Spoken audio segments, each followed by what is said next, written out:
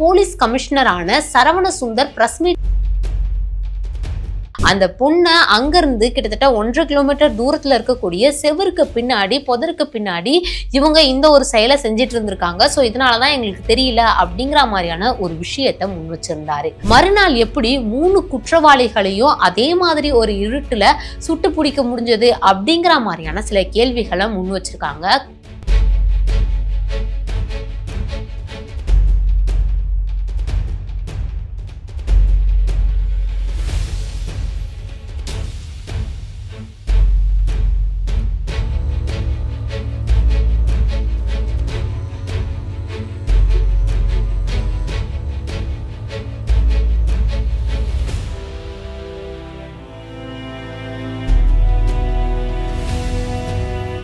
நடு இரவுல கிட்டத்தட்ட 4 மணி நேரம் போலீஸ் தேடியும் கிடைக்காத பொண்ணு மறுநாள் அதே மாதிரி நடு இரவுல 3 குற்றவாளிகளை போலீஸ் கண்டுபிடிச்சது எப்படி?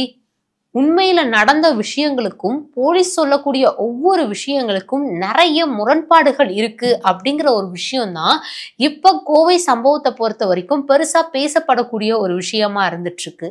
உண்மையில நடந்தது என்ன இன்னைக்கு இந்த வீடியோல பார்க்கலாம். ரிஃப்ளெக்ட் நேயர்களுக்கு வணக்கம். நான் உங்கள் ரக்ஷயா பார்த்தி. ரீசெண்ட் டேஸ்க்கு முன்னாடி நம்ம தமிழ்நாட்டையே பெருசா உழுக்குன சம்பவம் தான் கோவையில நடந்த பாலியல் பலாத்காரம். அதாச்சும் அக்டோபர் 2ஆம் தேதி கோவையில ஏர்போர்ட்டுக்கு பேக் சைட்ல ஒரு பொண்ணை, அதாச்சும் மதுரையை சேர்ந்த ஒரு பொண்ணு கோயம்புத்தூர்ல ஒரு பிரைவேட் காலேஜ்ல படிக்க வந்திருக்காங்க.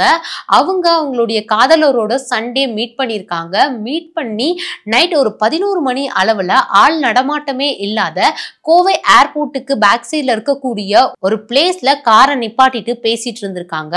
சோ அந்த ஒரு சமயத்துல அந்த வழியா வந்த 3 பேர் அந்த கார் கண்ணாடிய அரிவாள் கல்லு மூலமா தாக்கி அந்த ஒரு பொண்ணை அங்கிருந்து ஒரு 1.5 கிலோமீட்டருக்கு தூக்கிட்டு போயிட்டு பாலியல் பலாத்காரம் செஞ்சிருந்தாங்க. காதலனை அங்கேயே அடிச்சும் போட்டிருந்தாங்க. சோ காதலன் மயக்க நிலையில இருந்தாங்க அப்படிங்கிற மாதிரியான ஒரு விஷயங்கள் வந்துட்டு இருந்தது.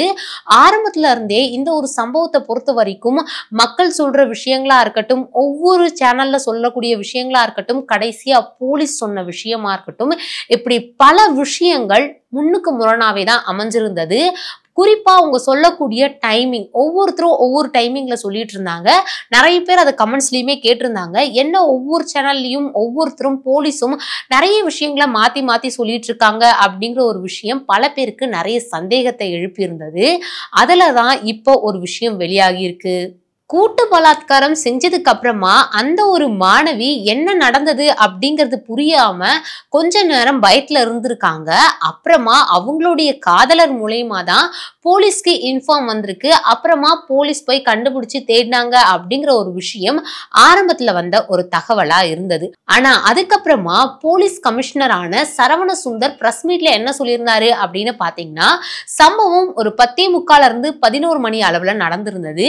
எங்களுக்கு போன் கால் ஒரு 11:20 அளவுல வந்திருந்தது. நாங்க 11:30-35க்கே சம்பவ இடத்துக்கு போயிட்டோம். கிட்டத்தட்ட 100 போலீசார்கள் அந்த ஒரு பொண்ணை தேடணும். ஆனா 4 மணி நேரம் தேடியும் பொண்ணு எங்களுக்கு தெரியல, அதாச்சும் கிடைக்கல அப்படிங்கிற மாதிரியான ஒரு விஷயத்த சொல்லியிருந்தாங்க.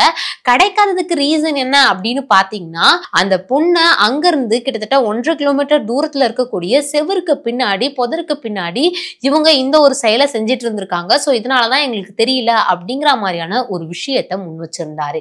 ஆனா உண்மையில இன்னொரு பக்கம் பொதுமக்கள் கிட்ட இருந்து வந்த விஷயங்கள் என்ன அப்படின்னு பாத்தீங்கன்னா, அந்த ஒரு மாணவி கூட்டு பலாத்காரத்துக்கு அப்புறமா அதே பகுதியில் இருக்கக்கூடிய வீடுகளுக்கு போயிட்டு கதவு தட்டியிருக்காங்க. கீழே வீட்டுல கதவு திறக்கல அப்படிங்கிற பட்சத்துல முதல் மாடிக்கு போய் கதவை தட்டி ஹெல்ப் கேட்டிருக்காங்க. அவங்க தான் போலீசாருக்கு இந்த ஒரு விஷயத்த தெரிவிச்சிருக்காங்க.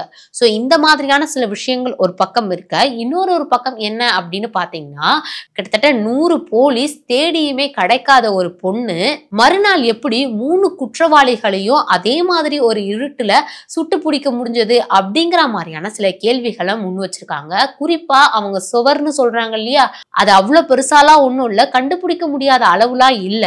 அது அவ்வளவு பெரிய சுவர்லாம் கிடையாது, கண்டுபிடிக்க முடியாத அளவுல கூட இல்ல. அது எப்படி இப்படி போலீஸ் கிட்ட இருந்து ஒரு பதில் வருது அப்படிங்கிற ஒரு கேள்விகளும் தொடர்ந்து மக்கள் தரப்புல இருந்து வைக்கப்பட்டு இருக்கு.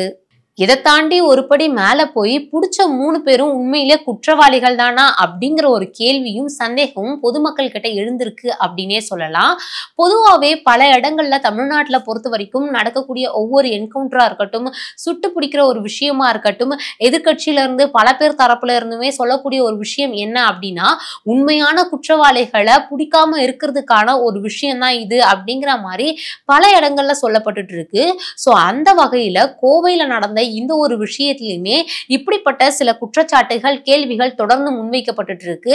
பிகாஸ் போலீஸ் சொல்லக்கூடிய ஒவ்வொரு விஷயங்கள்லயுமே முன்னுக்கு முரண்பாடுகள் இருக்கிறதுனாலேயே இந்த ஒரு கேள்வி இந்த விஷயத்துல ரொம்ப அதிகமா இருக்குன்னே சொல்லலாம்.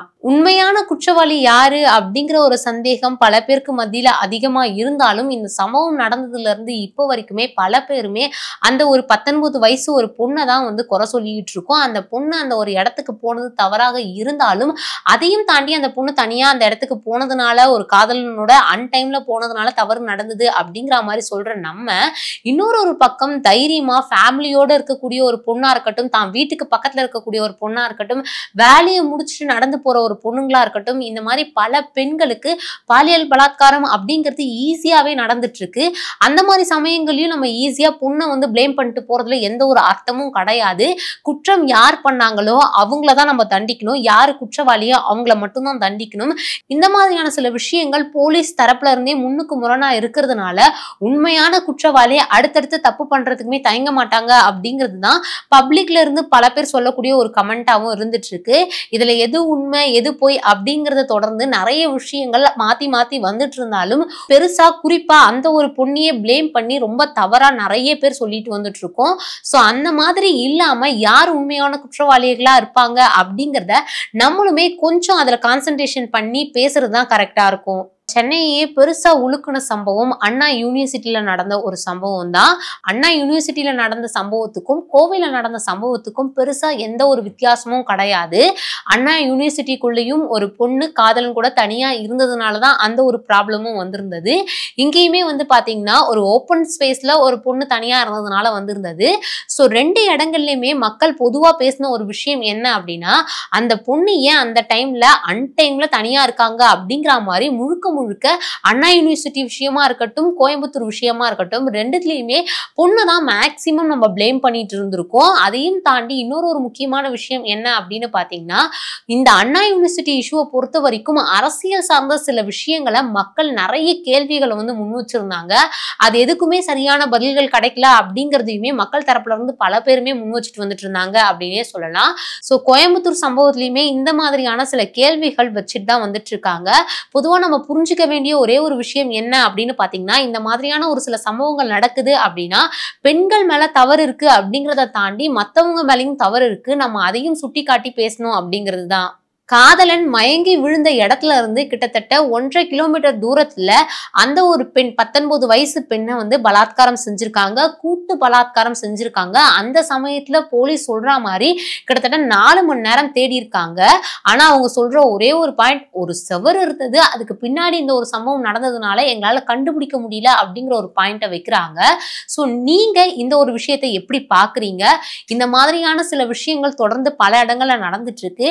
அதுக்கு கவர்மெண்ட் சைட்ல இருந்து என்ன மாதிரியான விஷயங்கள் முன்வைக்கணும் அப்படிங்கறதையும் மறக்காம கமெண்ட் சைட்ல கமெண்ட் பண்ணுங்க.